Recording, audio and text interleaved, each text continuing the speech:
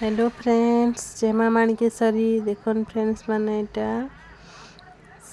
सतली आज तरकारी करबी। फुलकोबी, आलू, गाजर, मटर आ टमाटो देकरी देखुन पहला सतली दीछे। तेल गरम है कि पके करी सतली नून दे दीछे।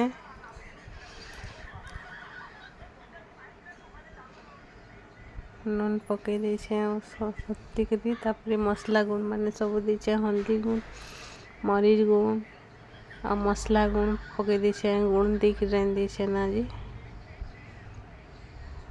पके के रांचे। देखुन सब गुण माने पकानी मसला माल मसला सब आरु घांटू छेनता तार आपे आपे ही जीवा। सतली सिझाले गुटे अलगा टेस्ट आरु सतली के रांधले गुटे अलगा टेस्ट। टमाटो भी दे दीछे।